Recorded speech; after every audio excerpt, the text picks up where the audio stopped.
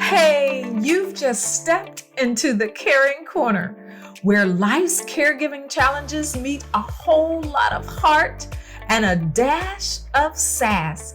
I'm Michelle O'Neill, and I'm here to serve up insights, inspiration, and real life tools to help you navigate caring for your kids and aging loved ones without forgetting about you. Expect everything from time management hacks and emotional wellness strategies to technology tips sprinkled with humor and tenacity. Are you ready? Let's get to it. Hey, can I ask you something? When was the last time you felt like you? No, I mean, really, like you. Do you remember her? Not mom, not daughter, not wife, not coworker, but the person underneath all that. Have you forgotten her? I don't mean to, but did that question make you, tear up a little bit? And to be honest, when I think about it, it did for me. Look, you're not alone. I see it in so many of the women that I talk to. I know how hard it is to carry so much at once, to feel like you have to hold it all together, to be the physical, emotional glue for everyone every day. And you do it without even asking for help, without anyone noticing. But I notice. And I see you. In this episode of the Caring Corner, I want us to slow down together and look at the invisible weight that you're carrying. Not because I think you need another thing to do or a lecture, you have enough of that. It's because I want to offer you space to breathe, to reflect, and to remind yourself that you matter, you're valued, and you're seen. Hey, welcome to the Caring Corner, and I'm your host and emotional wellness coach, Michelle O'Neill. And I created this space for women like you, those who are holding everyone and everything together, often without anyone noticing. In each episode, we take a moment to breathe and to reflect and reconnect with ourselves, even if it's just for a little while. And today, I want us to explore that invisible weight, the burden that comes with being everything for everyone, and how we can start finding small moments of relief, even when it feels impossible. Do you ever feel like you're holding everything and everyone together? Maybe it's not even a conscious thing and you're not really aware of it, but it just becomes the actual air that you breathe.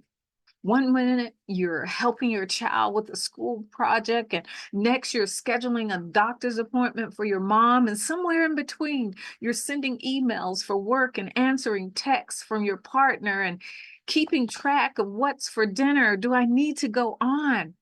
Does that sound like you? It's like your brain is running 5 tabs at once. And you know what I'm talking about. If you've ever sat in front of your computer and you have all these tabs open and you don't know which one to do, and you know that that is clogging up your computer and how well it runs and how well that it functions.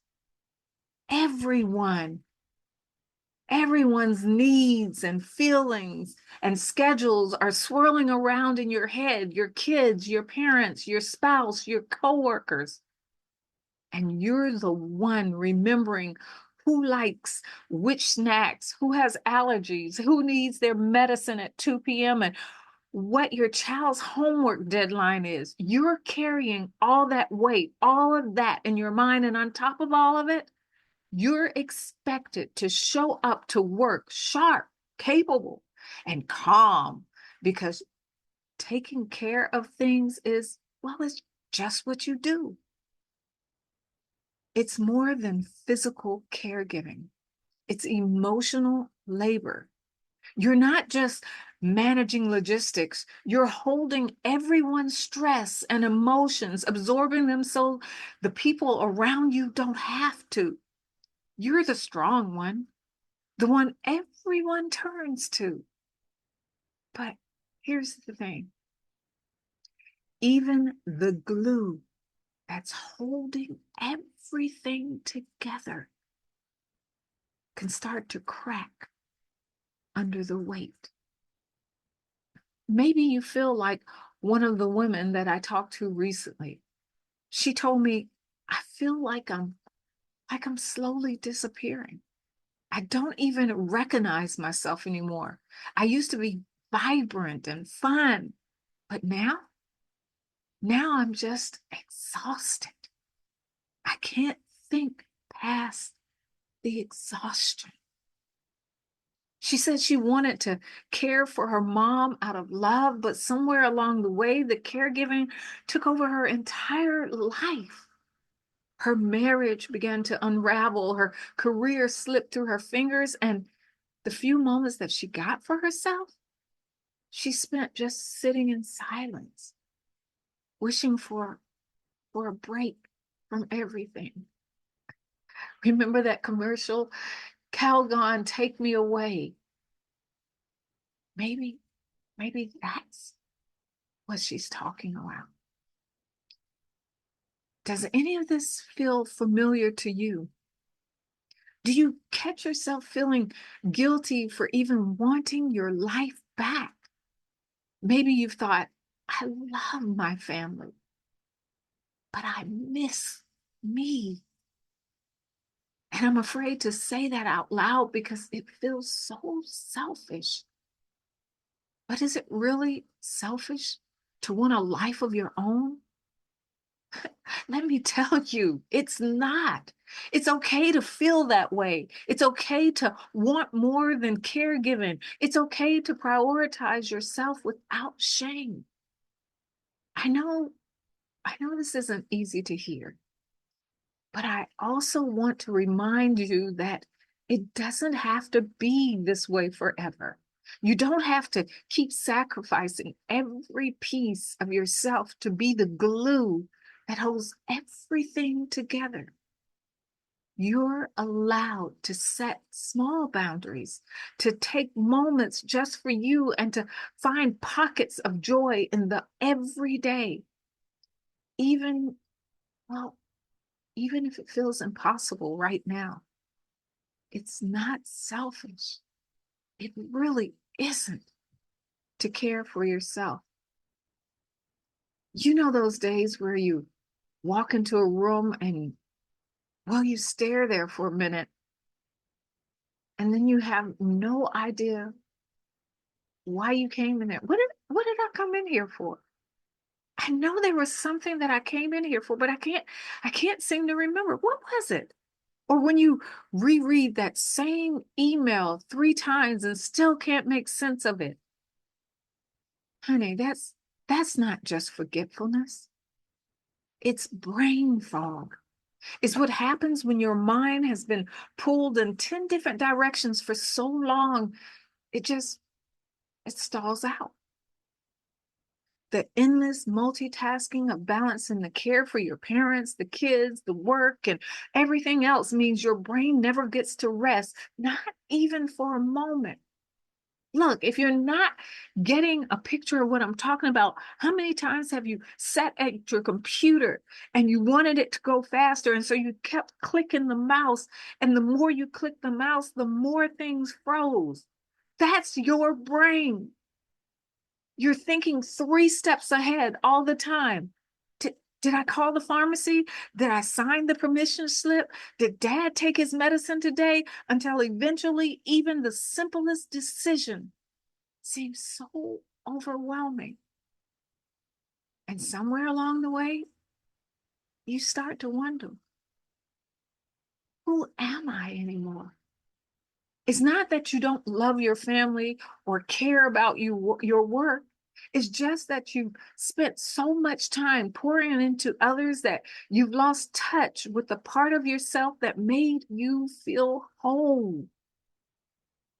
You might have liked to paint or write or dance or sing or whatever it was. Or maybe it was just meeting with friends for lunch once a week. But now those things, well, they feel like a distant memory, or worse, like I just don't have time. I don't have time for it. I've got too much to do. I've got too many people depending on me. And instead, you become the sum of your responsibilities. Mom, daughter, employee, business owner, wife, whatever it is. You feel like you're doing everything for everyone else and none of it, not one stinking thing, is for you. And when you do try to find a moment for yourself, what happens? The guilt creeps in. How can I take time for me when everyone else needs me so much? How many times have you heard, Mom, Mom, Mom? Remember that? Or you hear your name called and you automatically get alert. Someone needs something. What do you need? And here's the kicker. You're surrounded by people all day long, but somehow you still feel completely alone. Your friends, your family, even your partner might not really see the weight that you're carrying. Why? Because you make it look so seamless. I got this. I remember someone once telling me that when I was angry or when I was frustrated, that I didn't sound angry. I didn't look angry.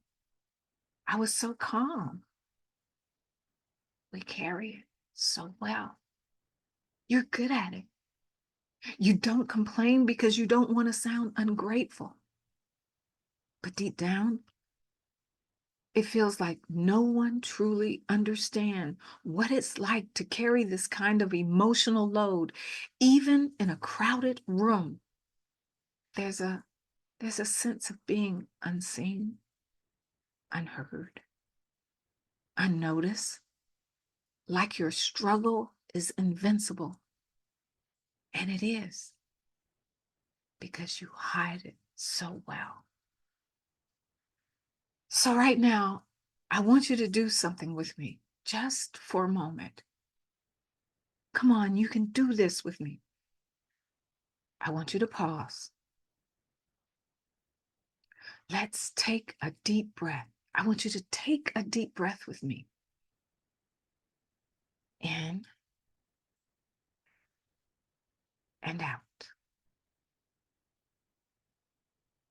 Now, ask yourself this.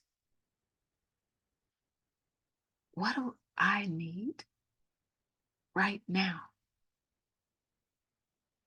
Not for the kids, not for your parents, not for your partner or your boss. I want you to take a deep breath. In and out. What do you need right now? In this moment?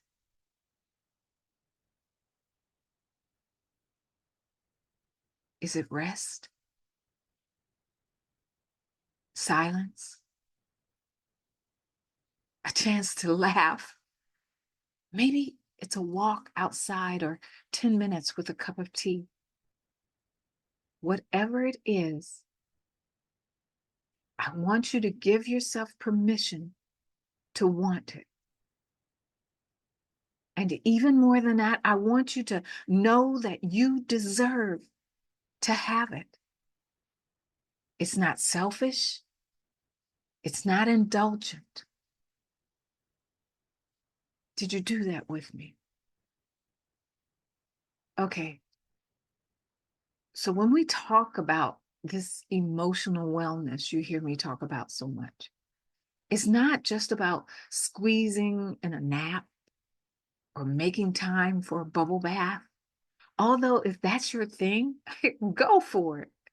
It's about finding ways to nourish yourself so that you can keep showing up for your life,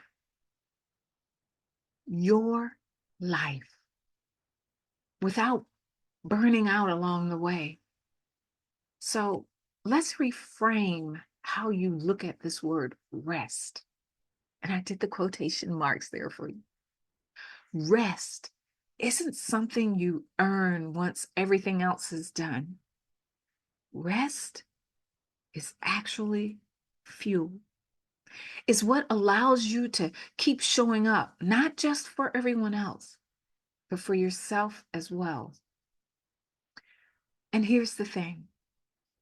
Rest doesn't have to look like lying down on the couch for an hour, although sometimes that's exactly what we need. It can be small, simple, and it can fit into the rhythm of your day. Rest could look like driving in silence for 5 minutes after a school drop off instead of rushing into the next thing. It might be as simple as sipping your morning coffee outside or letting the sun hit your face for a few deep breaths. Rest can even look like saying no to something, because every time you say no, you're saying yes to a little more space for yourself. The key is finding moments that feel restful for you, not what anyone else thinks rest could be, but what's restful for you. And one of the most powerful ways to protect your emotional energy is through what I call micro boundaries. These are small daily limits that keep you from giving away too much of yourself. And these don't have to be these grandiose gestures or these rigid rules. Micro boundaries may look like closing your bedroom door for 10 minutes at night just to have a moment of peace. It could be letting a text message sit unanswered without guilt. Oh, well, what happened before text? They'll wait. Or saying no to that extra meeting at work that really isn't essential. That meeting to talk about the meeting. It's about asking yourself, where am I giving too much? And what's one small thing I can do today to protect my energy? Micro boundaries are like little acts of self-kindness. They keep you from getting depleted before the day even begins. Oh, and sure, you also hear a lot about balance, right? Balance. But let's get real. Balance isn't always possible. Life isn't some perfectly balanced scale where everything gets the same amount of attention.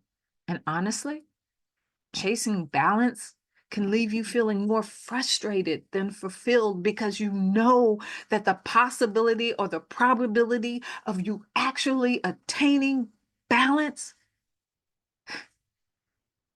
is nil. So instead of trying to control everything, what if we focused on flow? Think of it like riding the waves of life. Some days you're riding high, and other days you need to float for a while and let the current just carry you. It's okay to let some things go. It's okay if dinner is takeout one night, or if the laundry piles up for a few days. They have enough clothes in the closet or in the drawers. Flow means knowing that you don't have to do everything perfectly, and by letting some things go, you make space. There we go. Back to that word, space, for what matters most. So I have a question. What's one small boundary boundary you can set today? Not tomorrow, today. What's one moment of rest or one moment of refueling that you can take? And if you have to think of rest that way, then think of it that way. It's refueling. And where in your life can you let go of control and allow yourself to just flow? Just float with the current. Look, as we wrap up today's episode, I want you to remember something. Being the glue doesn't mean you have to lose yourself in the process. It's okay. Actually, it's more than okay to step back and care for yourself first. And here's the truth. The women who learn this don't become less. They become more present, more in flow, more themselves. And you deserve that. You more than deserve to feel whole again, to reconnect with yourself in small, meaningful ways, even in the middle of everything life asks of you. If you need a starting point, look, I'd love for you to try my 3 minutes to calm guided meditation. It's a quick, gentle reset. Remember, reset, refuel, something that you can use whenever the overwhelm starts to feel like too much. And actually, if you're ready to dig a little deeper into reclaiming your emotional wellness, I actually invite you to sign up for my Break Free from Burnout live training that's coming up soon, so that you'll be one of the first to know when enrollment opens. It's designed to help you rebuild with small, manageable steps that actually fit into real life, your real life. And I'll actually put the links for these down in the comments below. Look, thank you so much for spending this time with me, for showing up for yourself, because it isn't selfish. It's necessary. It's the first step towards becoming the person that you were always meant to be. Until next time, I'm Michelle O'Neill, and you are here with me in the Caring Corner. Take care. Bye-bye. All right, that's a wrap for today at the Caring Corner. We've tackled some big topics, but remember, you're not in this alone. Subscribe to keep the wisdom and warmth coming. And stay tuned for amazing guests who'll be joining us to help round out your caregiving toolkit. Catch you next time and keep conquering those challenges.